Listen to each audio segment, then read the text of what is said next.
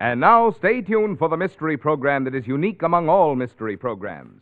Because even when you know who's guilty, you always receive a startling surprise at the final curtain. In the Signal Oil program, The Whistler.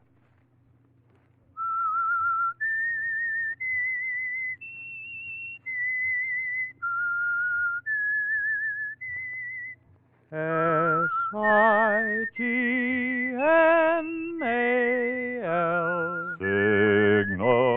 Signal gasoline. Signal, the famous Go Farther gasoline, invites you to sit back and enjoy another strange story by The Whistler. For extra driving pleasure, the signal to look for is the yellow and black circle sign that identifies Signal service stations from Canada to Mexico. And for Sunday evening listening pleasure, the signal to listen for is this whistle that identifies the Signal Oil program, The Whistler.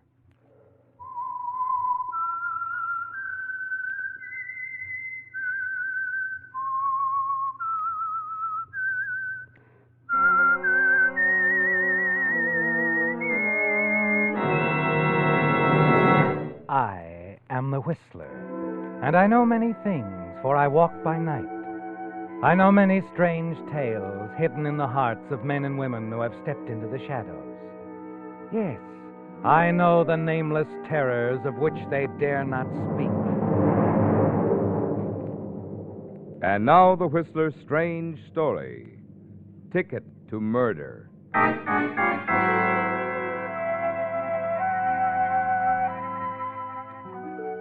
Standing at the window of the cheap hotel room and looking out over the outline of lights and neon that was Kansas City after sundown, Eve Benton felt a dread, pressing sense of loneliness, concern. That the condition would pass, she was certain. She'd managed before, she would manage again, some way. But she wasn't thinking of that now. Eve Benton was being sorry for herself, forgetting her good points. The quiet, restless beauty in her face, the sullen attractiveness of her features. She was annoyed at the city and the world. She raised the window as though voicing of her resentment, and she heard other words nearby. They came from the next room. The obvious thing, and 30,000. That's the deal. A lot of money. A lot of money. Not for the return of the Perriman necklace. 30,000. And no questions asked? Is that what the insurance company says? Yeah, that's what they say. You really got the Perriman necklace? That I gotta see. Does this look like it? Yes, it does.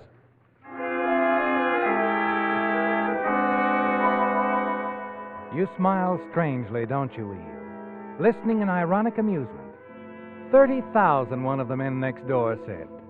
They're talking in thousands while you stand so close by, wondering where you'll get the money to pay your hotel bill. You start to close the window when the voices suddenly grow louder and raised in anger. You can't get away with this. I'll worry about that. You just worry about this. You freeze to the spot, don't you, Eve?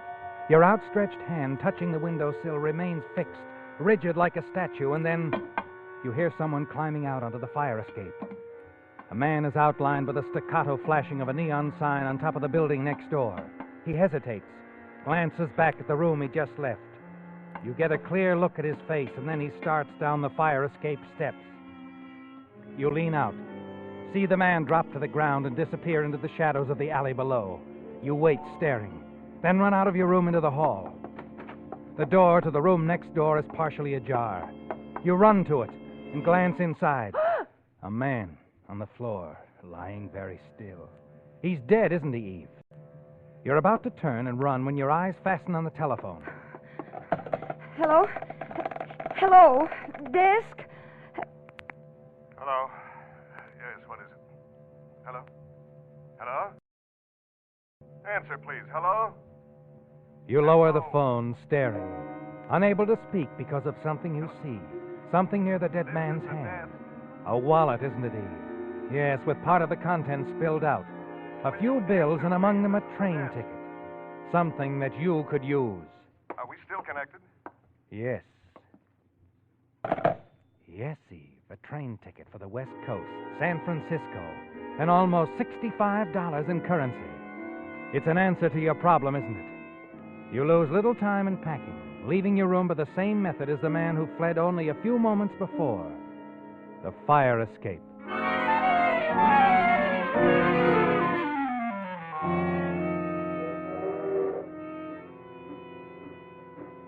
Later, as you settle safely back in the seat, the train begins to roll. You casually present the stolen ticket to the conductor. You've succeeded, haven't you, Eve? No questions asked. The train gathers speed, hurrying you away from Kansas City. You relax now, become aware of your surroundings, the other passengers. Notice the man opposite you, his face half obscured by a newspaper. And then... Oh, I'm sorry. Did I startle you? No. No, it's just that you look like someone I knew. Well, now I've got another reason to be sorry. That I'm not. You just get on the train? Kansas City, yes. Oh, it's an interesting place. Yes. Yes, it is. He smiles, doesn't he, Eve? He can even do that. This man who pretends to be so nonchalant, so much at ease. You wonder how he would feel if he knew that you had recognized him. That you were certain he was the man you saw fleeing from the hotel room next to yours. That you shared his grim secret of murder. Something wrong? What? Well, the way you're staring at me. You said I'm not the guy you thought I was. Is there some other reason? No, there isn't anything. You want to read the paper? No, thank you. Oh, good. I'd rather talk anyway. Talk? Yes. We've some distance to travel together. There's no reason why we shouldn't become better acquainted. Is there? No. No, there isn't. No reason at all.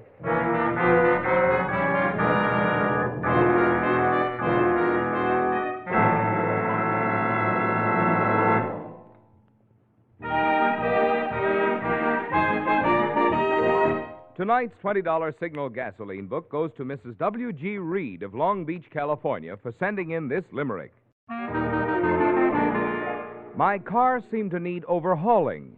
The gas it consumed was appalling.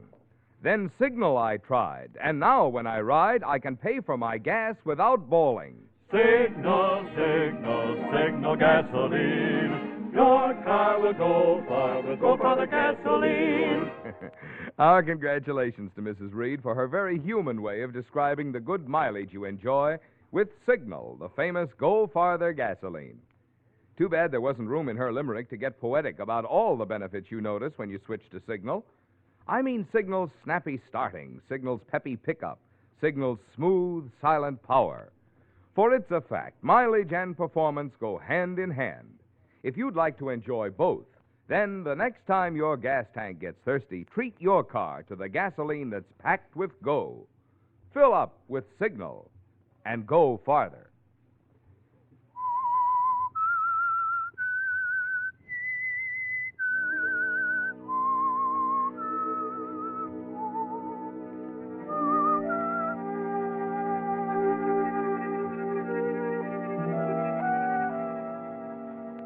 You're unable to avoid the young man sitting across from you, aren't you, Eve? A man who's introduced himself as Frank Gilby. A man you're certain committed a murder in the hotel room next to yours in Kansas City. Later, he escorts you to the club car of the train, orders cocktails, and the two of you talk like old friends as the train roars through the night heading west. You're careful to avoid mentioning the hotel, aren't you? Leave it to him to take the lead in the conversation. All you want to do is get the trip over with and leave the train. But by the time you reach Oakland and board the ferry boat that will take you to San Francisco, the young man has become quite persistent. Miss Benton. Miss Benton. Yes? Oh. You know, I think you've been trying to avoid me, Miss Benton. Eve. Any reason? Why, no, Mr. Gilby, I've told you. I was beginning to think I should take those magazine ads to heart. Oh, no, it's just that I've had things on my mind. I've been thinking about a job. Well, perhaps I can help you. I know a lot of people. No, I have something waiting for me in the city. Well, it was just a thought.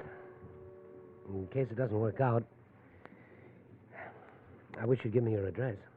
I'm not sure what it will be. Well, mine is 4950 California Street. I've got a flat there. I don't believe I asked. No, you didn't. I'm forcing myself on you, Miss Spencer. You try too hard. But do I? Well, don't blame me. I'd really like to see you again. Perhaps you will. Like I said, maybe if that job doesn't work out. Yes, I know. 4950 California Street.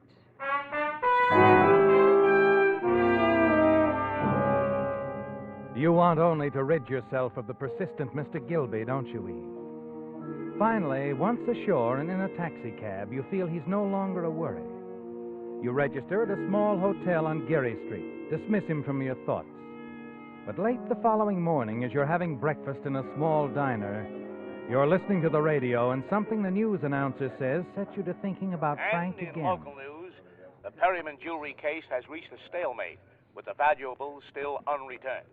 According to insurance investigator Leonard Quinn, a contact with an underworld character in Kansas City failed to take place.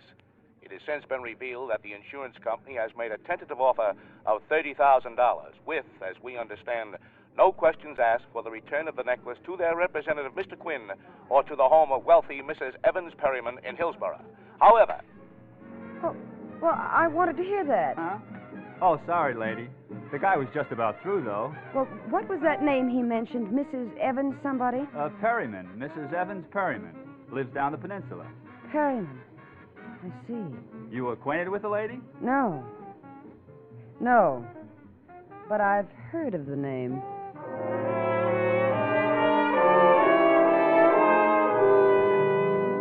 Yes, the words of the newscaster set you to thinking, didn't they, Eve? Particularly the mention of $30,000. That was the figure you heard Frank Gilby mention in that Kansas City hotel room. And you remember the name Perryman, too. Strangely enough, after you've taken a cab to 4950 California Street, walked up the stairs to Frank Gilby's flat. As you're about to knock on the door, you hear the words again. For Quinn. Yeah. That $30,000 on the Perryman deal. You get me the money and you'll get the necklace back. Yes, that's right. Take a couple of days. The contact is out of town. Sure. All right, bye.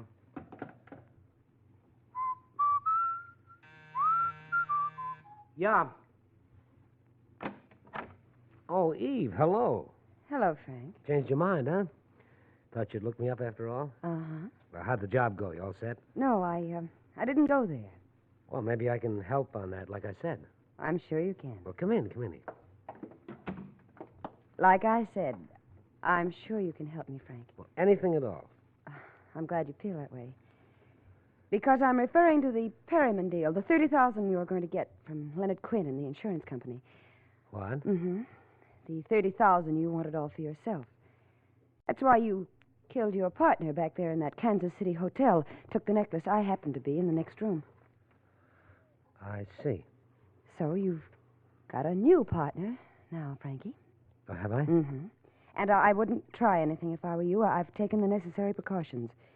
If something happens to me... The cops find out about that little accident in Kansas City, and they come looking for me, right? Right. Well. Looks like I'm right behind the 8-ball. You don't have to stay there. If you play it right. That means your way. My way. Okay. Have you talked with Quinn? No. Oh, now, Frankie. I think you have. Okay, so I talked with him. He thinks I'm just a go-between. Naturally, you wouldn't tell you'd killed a man to get the necklace. What sort of an arrangement have you made with him? He gives me the dough, and in a couple of days, after I contact the guy with the necklace, I bring it back to him. That's all. Quinn trusts you that much? Oh, sure. I've handled deals like this before for Mr. Quinn. When is he going to pay off? Tonight. Oh, fine. Well, it's all settled then. I'll meet you here after you've collected from Quinn. What time? I'll be back by 9. We'll open a bottle of champagne to celebrate. I'll buy. Naturally, it's your party.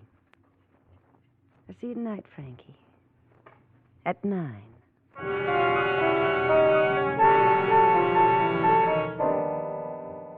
It was simple, wasn't it, Eve? Easier than you thought.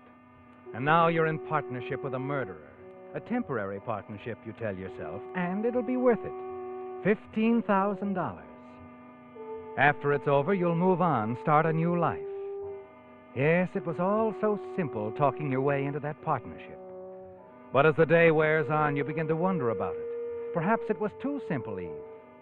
You really hadn't expected Frank to accept your demand so readily. The more you think about it, the more certain you become that he'll bear watching. Early that evening, you hurry back to his flat. And as your cab turns into California Street, you see Frank board a cable car. Oh, driver, Yes, ma'am? don't stop. I've changed my mind. I want you to stay close to that streetcar. Sure. But not too close. Okay, I get it.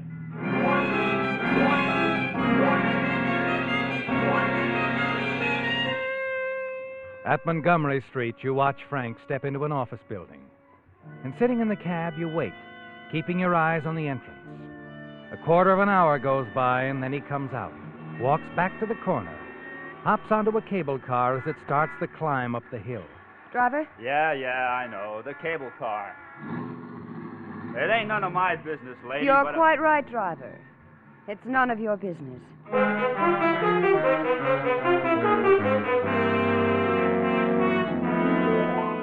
You follow Frank back to his flat, see him hurry inside. You're quite certain you know what he's up to, aren't you, Eve? But you want more time to think about it alone. So you tell your cab driver to keep going. Finally, you return to Frank's place. Well, hello. Sort of early, aren't you? I've changed my mind, Frank. I'd like to go with you when you get the money. Oh. Well, it's been called off. Called off? Well, postponed is what I mean, until tomorrow night.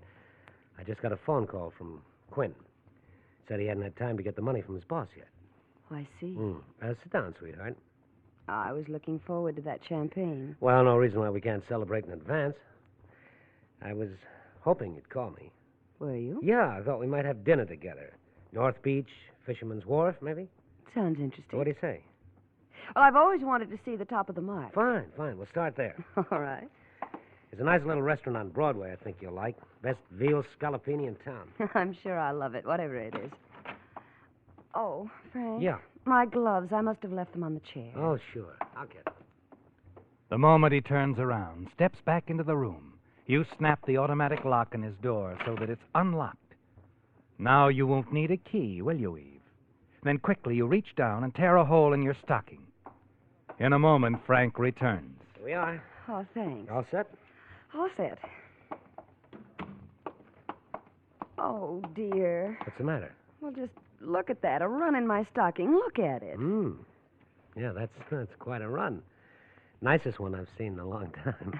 Well, you won't mind stopping by my hotel for a minute, will you? It's only a block out of our way. Oh, of course not. Let's go.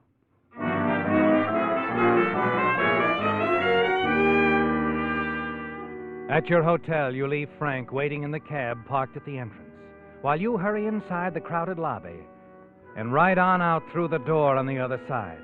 You go back to Frank's place a block away, slip quietly into the apartment, find what you'd expected, an envelope containing $30,000 in his suitcase. You put the envelope in your purse. Well, Frank was going to double-cross you after all, wasn't he, Eve? Yes, you've proof of that now. You hurry back to your hotel and go quickly to your room. The whole thing has taken you less than 5 minutes. And now you put in a phone call to the railroad station, check the trains leaving town, and make your reservations. As you hang up the receiver... Yes? Yes, what... I got to wondering about you, sweetheart. Oh, Frank. Well, I'm sorry I took so long, but I had a long-distance phone call from my brother. What, news from home? Yes, and not too good, I'm afraid. My father has had another attack. I'm terribly worried. Oh, that's too bad. Frank, about tonight. I don't feel much like celebrating. You understand. No, sure. I sure. wouldn't be very good company. Oh, don't give it another thought, baby. We'll have dinner tomorrow night. All right. I'm really sorry. Oh, sure. I'll see you tomorrow.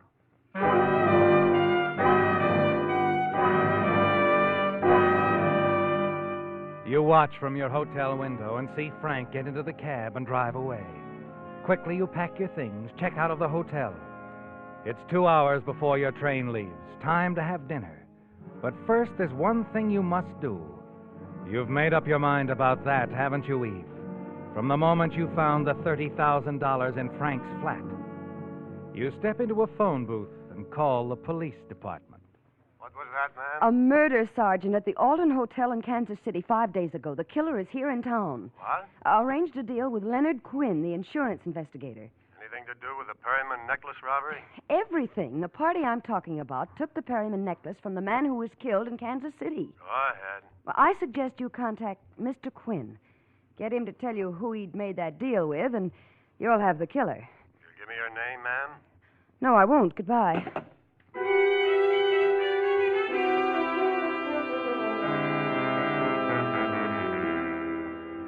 Now you're settled comfortably on the train as it moves out of the station, rumbles through the outskirts of San Francisco. You lean back, close your eyes. It's been a trying day, hasn't it, Eve? And you're tired. As you listen to the rhythmic click of the wheels, you doze off. And then suddenly you're awake again. You're staring at the newspaper headlines in the hands of the man sitting opposite. Perryman necklace mystery near solution. Local police link obscure Kansas City murder victim with theft. A cold wave of fear sweeps over you. Then he lowers the paper. Hello, sweetheart. Frank. You surprised? The switchboard operator at your hotel couldn't resist a 10-spot. I see. How stupid of me. Wasn't very smart of you to walk out with my 30 grand, either. Isn't that what you were going to do? You got me all wrong, honey. I was going to surprise you. I'll bet. Okay. So each of us tried to double-cross the other one. What do you say we call it even and split the money between us? All right, Frank. We ought to try to get along, sweetheart. You have something on me, and I can make trouble for you if I want to. Can you? You're in this as much as I am now. I can always say that you helped me do that job in Kansas City. Our coincidental appearances would make it pretty hard for you to deny. Yes, I guess it would. So let's bury the hatchet, Why not? And after we get back to San Francisco, we can do the town together, baby. Have a lot of laughs.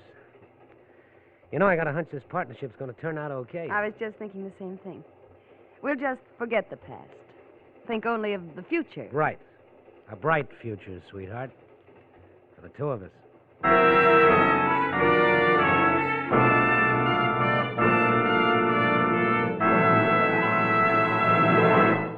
Here's good news for you motorists who will be needing a new battery this winter. Did you know there's now a new, finer battery guaranteed to last up to 2.5 times as long as ordinary batteries? It's the new Signal Deluxe battery, guaranteed for a full 2.5 years on a service basis. This amazingly long life is due to microporous all-rubber separators, which have been called the greatest improvement in batteries in 20 years. But longer life is only part of the story. Because these improved type separators hold twice as much acid solution between the plates, Signal Deluxe batteries deliver up to 35% more power. Yet this superior performance actually costs you less per month, which is really the only logical way to figure battery costs. What's more, right now Signal dealers are giving generous trade-in allowances for old batteries, plus liberal credit terms. No wonder drivers with an eye to economy, as well as those who demand top quality, are both heading for Signal service stations. They know that today's best battery buy is a quicker starting extra long life Signal Deluxe battery.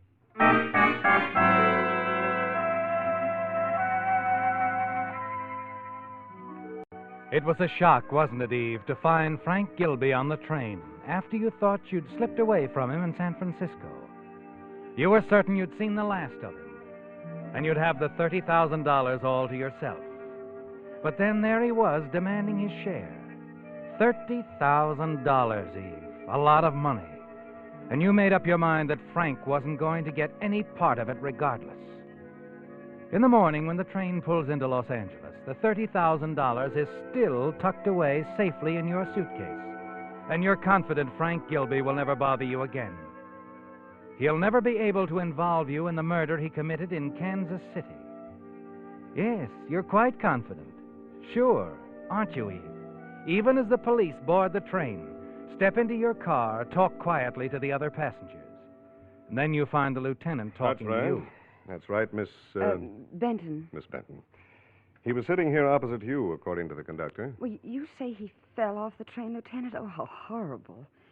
Oh, he seemed like such a nice young man, too. You didn't know him? Well, no, I'd never seen him before. We talked a little, of course, just train conversation. Hi, You Lieutenant. know. Oh, it's you. Didn't waste any time getting down here, did you? Well, we got to keep our readers up on what's happening in our little old world, you know. Come on, Lieutenant. I want this to hit the next edition. What's with this guy fell off the train? Where'd it happen? Just out of San Luis Obispo. And he didn't fall. He was pushed. Uh-huh. Pushed. Why, what makes you think that, Lieutenant? Yeah. What's this all about? The San Francisco police got a tip last night. Phone call from a dame about a payoff. An insurance investigator was making a deal for the Perriman necklace with a party, she said, killed a man in Kansas City. Oh, another killing involved, huh? Mm-hmm. The insurance man was going to hand over $30,000 for the Perriman necklace. See, then you think the payoff was to be made here on the train. Yeah. Quinn completed the deal all right, because when his body was found, the necklace was in his pocket. Quinn. That's right. The man who was pushed off the train. Leonard Quinn.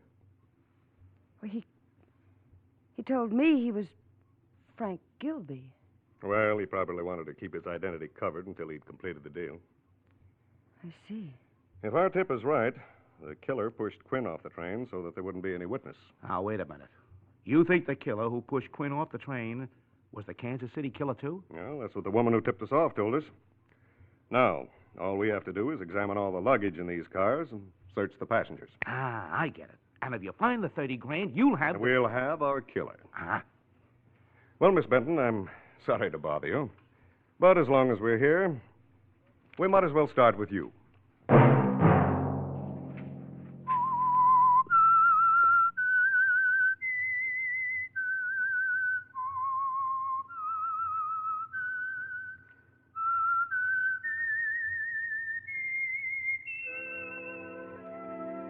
Let that whistle be your signal for the Signal Oil program, The Whistler, each Sunday night at the same time.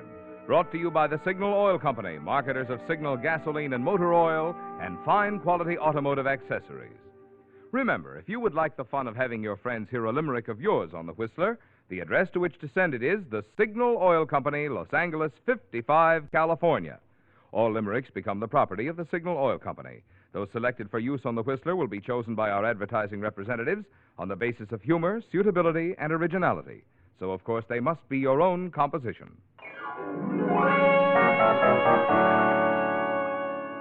Featured in tonight's story were Joan Banks and Frank Lovejoy. The Whistler was produced and directed by George W. Allen, with story by Joel Malone and Adrian John Doe, music by Wilbur Hatch, and was transmitted to our troops overseas by the Armed Forces Radio Service. The Whistler is entirely fictional. All characters portrayed on The Whistler are also fictional. Any similarity of names or resemblance to persons living or dead is purely coincidental.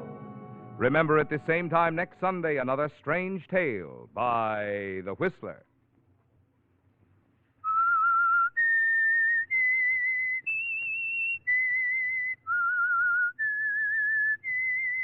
SIGNAL.